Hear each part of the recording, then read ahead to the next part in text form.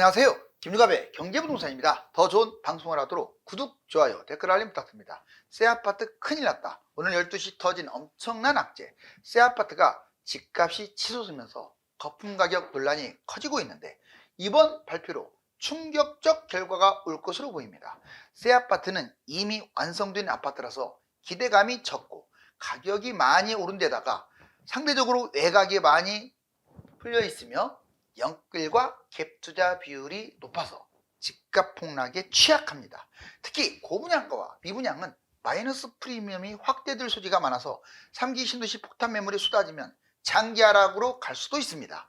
유료 상담은 010-2616-6276 제가 직접 베스트타임인가 입지를 추천해드립니다. 지금 바로 전화 주십시오. 새 아파트 큰일 났다. 오늘 12시 터진 엄청난 악재. 정말 정부의 발표는 무섭습니다. 여기 보시면 새 아파트 브랜드 정말 많네요. 자, 이게 살려달라고 하는데 바로 워낙 많이 짓고 많다 보니 이렇게 지옥으로 떨어질 수도 있어요. 자, 그럼 어떤 문제가 있는지 새 아파트가 그동안에 오래된 아파트는 똑같은 10억짜리도 오래된 아파트는 10억짜리가 7억까지 떨어져서 6억이나 7억까지 떨어졌잖아요. 잘해야 지금 8억이에요 6, 7억까지 떨어졌다가 잘해야 8억 7, 8억 정도. 근데 새 건 달라요. 10억이 똑같이 6, 7억까지 떨어졌다가 지금 9억. 어떤 부분에 어떤 곳은 10억이 넘어간 곳도 있고.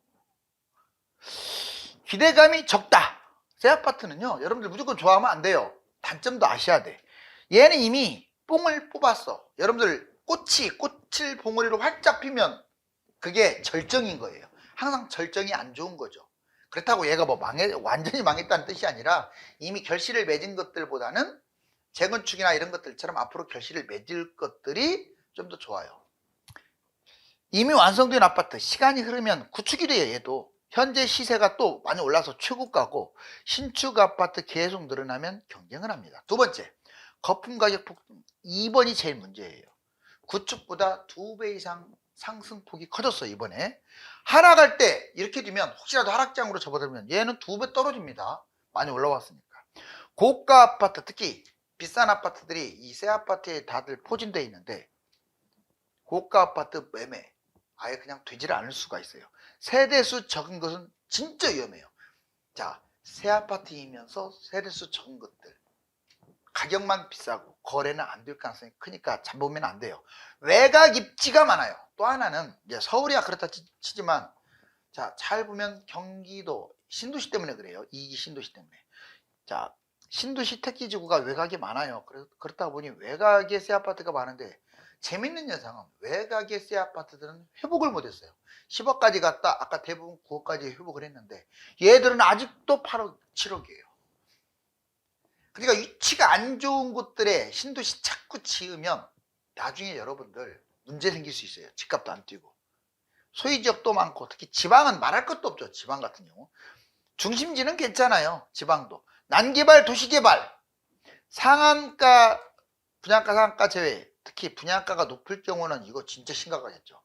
영끌 갭투자가 많다는 것도 문제예요. 전세가 높고 젊은 층 영끌물이 막 새걸 잡죠. 주로 젊은 층은 새 아파트에 주로 환장을 했어요. 그러다 보니까 여기에 영끌을 많이 해요. PF 건설사 부도 위험도 많습니다.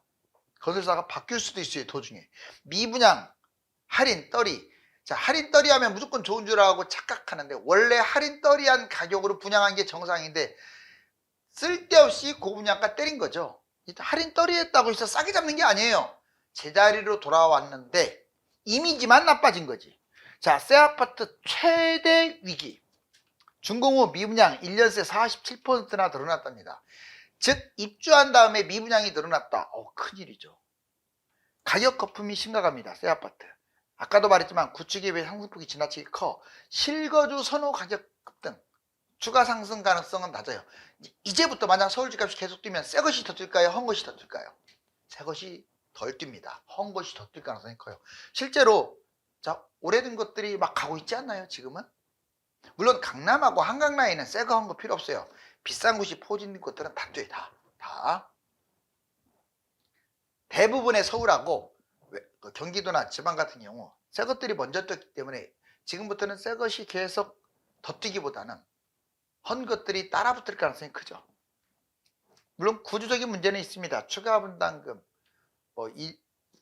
아니면 공사 단가, 인건비도 올랐고, 갭 투자가 많고 비선호지역 가격대가 높아요. 그래서 가격 거품신가 선호하지 않는 곳도 비싸요. 여러분들 경기도 외곽도 새 아파트 비쌉니다. 미분양이 급증합니다. 고분양가 때문에 미분양 나는 거죠. PF 고금리, 임금, 자재, 지가 상승하다 보니까 그냥 고분양 때리는 거예요. 입지 좋은 곳은 그나마 좋아요.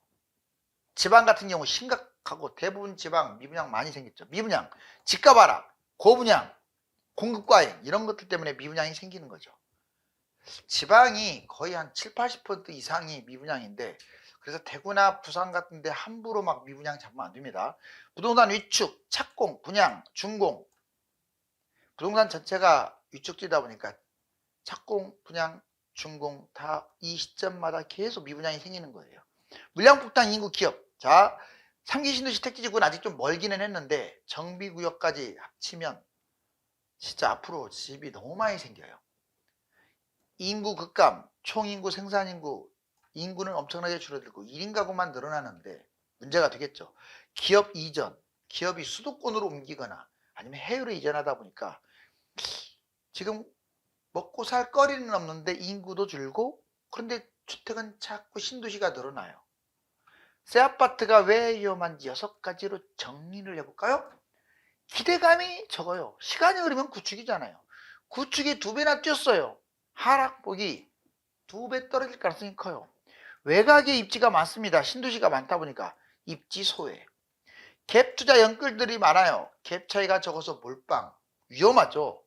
다음 상승장 10년 후에 구축. 지금 10년차 아파트는 20년차 아파트가 되는 거고 5년차 신축은 15년 신축이 돼버리는데 이 사이클상 좋지가 않아요. 즉 현재 가치가 최고입니다. 미분양에 민감해요. 또 새 아파트는 미분양과 경쟁을 하니까요. 여러분들 신도시 때 얼마나 집값이 폭락했는지 알려드릴게요. 자, 여기 보시면 91년 1기 신도시 계획 발표하고 입주했는데 미분양 폭탄으로 집값 쭉 떨어지는 거 보세요. 여기. 물론 이때 자 일본발 위기도 있었어요. 조금 이때 출렁거리는 IMF라는 위기도 있었고요. 자, 1기 신도시가 입주하고 IMF, 일본발 이게 섞이면서 미분양 폭탄이 나왔네요. 자, 이번에 2기 신도시 대략 2004년부터 쭉 2010년까지 거의 20년까지죠. 20년대 초반까지 검단도 2기 신도시에 들어가니까 여튼 주로 20년 사이 2010에서. 그런데 이때 보면 미국발 금융위기가 터져가지고 서울은 2013년까지, 경기도는 2020년까지 집값이 안 튀었어요. 이거는 미분양이 폭탄, 100만 가구 미분양 택지지구 신도시가 폭탄이 터지다 보니까, 매물이 터지다 보니까, 그래서 경기도가 10년 동안 집값이 구축들이 안 뛴 거예요. 이 신축도 미분양이 생기다 보니까. 그런데 최근에 보세요. 또다시. 자, 미국발 금융위기고, 이번에는 뭐 금융위기는 아닌데 코로나 위기에다가 3기 신도시, 아마 제가 보기에는 2026년부터 2030년 이 즈음에서 계속 분양할 텐데 맞물릴 가능성이 크겠죠. 지금은 상승장이니까 이 하락장으로 접어들면 사이클하고 겹칠 경우 정말 심각해질 수 있습니다. 자, 분양가 위험하다. 지금 너무 비싸요. 분양가가. 아니 웬만큼 비싸야 얘기를 안 하죠. 고분양. 서울 같은 경우는 비싸도 지금 뭐 웬만큼 평당 5천 이상 때려도 가점이 70점이 넘어가고 그러잖아요. 특히 3기 신도시도 괜찮을 것으로 보여져요. 아직 본청약이 안 됐는데 본청약 하면 분양가 상한제 적용받고 최소 당첨되면 40% 이상은 보장이 되다 보니 괜찮은데 이게 문제죠. 자, 서울 외곽하고, 서울은 그나마 괜찮고, 자, 경기도 대부분 지역, 경기도 대부분하고 지방, 여기는 이제 오래된 아파트들이 왜 문제냐면 뭐 재개발도 포함됩니다. 재개발도. 이게 고가 아파트가 너무 낮아. 그런데 추가 분담금, 이게 원자재라든가 인건비가 너무 올라가 가지고요. 타산이 안 맞아요. 타산이. 그거 진짜 신경 좀 써야 합니다. 그러다 보니 자꾸 고분양을 때리는 거죠. 자, 미분양. 분양이 남아있어서 마이너스 프리미엄 될 가능성이 커요. 항상 미분양 여러분들이 집을 받을 때는 몇 개 안 남았습니다. 이제 고층 소진되고 저층만 남았습니다. 이런 식으로 하게 돼요. 근데 거의 거짓말일 가능성이 커요. 저도 이 계통 잘 아는데 그냥 회사 부유분이라고 해갖고 다 갖고 있어요. 그래 놓고 저층부터 자꾸 털어내는 거예요. 좀 분위기 안 좋으면 고층 털어내고 뭐 90%다 나갔다? 에이, 90% 남았겠죠. 왜? 이걸 의무적으로 통계 작성하게끔 안 하니까. 이거 의무화 시켜야 돼요, 미분양. 그래야지 거짓말 안 하죠. 비아파트, 오피스텔, 도시형 생활주택, 상가, 빌라 이거 신도시마다 너무 만드는데 아파트가 문제가 아닙니다. 비아파트는 큰일 나요, 진짜로. 특히 오피스텔이라든가 도생, 상가 이런 거 조심하세요. 원인, 집값이 오르지 않는데 얘들도 인기가 없고 너무 많아요. 신도시마다 의무적으로 짓다 보니까. 하락장이에요. 얘들은 아예 그냥 10에서 30% 할인 분양하는 게 미분양은 둘째치고 비아파트는 할인 분양하는 게 일과예요. 일과. 그럼 할인 분양하면 무조건 좋은 줄 아는데 더 나쁘다고 제가 얘기했잖아요. 강남, 서울, 경기, 지방 모든 곳이 다 위험하다. 비아파트. 꼭 기억하세요. 그래서 무조건 피해야 할 분양을 한번 6가지로 정리해봤어요. 새 아파트가 지금 위험한 상황이니까. 고분양가 입지 대비 분양 거품이 심하죠. 이따 딱 봐서 주변보다 너무 비싸다 하면 하지 마세요. 미분양만 찾아다니시는 분들도 있는데 뭐 좋은 곳도 있어요. 가끔씩. 다 나쁘다는 얘기는 아닙니다. 그렇지만 오죽하면 미분양이 계세요. 보통의 경우는 미분양 잡는 것보다 금매 잡는 게 훨씬 나아요. 일단 미분양이라는 말은 분양이 안 된 게 남아있는데 이 분양이 안 된 거 남아있는 게 낫겠어요? 아니면 헌 거라도 기존의 아파트 괜찮은 걸 잡는 게 낫겠어요? 이게 낫죠. 기존의 아파트 금매가. 근데 거꾸로 생각하더라고요. 이게 새 거니까 더 좋은 줄 알고. 좋으면 미분양이 안 나야죠. 자, 그 다음에 비아파트, 빌라, 오피, 생숙 이런 걸 왜 잡습니까? 잡지 마세요. 이거 잡았다가 안 팔려요. 3년, 4년, 5년. 뛰기는커녕 오히려 떨어져. 다만 빌라나 도생 같은 경우는 재개발 좋죠. 재개발은 괜찮습니다.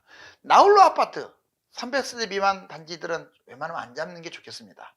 외곽 입지 경기, 인천, 지방 제가 자꾸 외곽 하지 말라고 하고 있어요. 서울은 괜찮아. 땅이 좁아요. 경기도, 인천, 지방 외곽 하지 마세요. 무조건 하지 말라는 건 아닌데 돈이 똑같은 돈이라면 안쪽으로 들어오세요. 다만 이건 있어요. 무주택으로 갈 거라면 외곽이라도 잡아라. 재개발, 재건축, 서울을 제외한 대부분은 별로입니다. 여러분들 재개발, 재건축, 수원, 안양, 광명, 솔직히 경기도 그런데 30평대 12억 말이 됩니까? 걔가 20억 갈까요? 차라리 12억짜리 서울 눈 감고 잡는 게 더 가겠죠.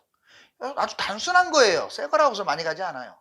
왜 애들을 안 좋게 보냐면 경기도나 지방의 재개발, 재건축 다 안 좋다는 것보다 이제 꽤 많은 걸 왜 안 좋게 보냐면 신도시 때문에 안 좋게 보는 거예요. 신도시는 분양가 상한제를 적용받아서 싸요. 그리고 걔들이 100만 가구나 돼요. 시간이 좀 걸리지만 걔들하고 경쟁하는 이 재개발, 재건축, 경기도, 지방 비싼 이 분양이 뭐가 좋겠어요? 미래 부동산의 재앙. 여러분 공급이 너무 많아. 270만 가구. 와, 이거 제가 한 말이 아니죠.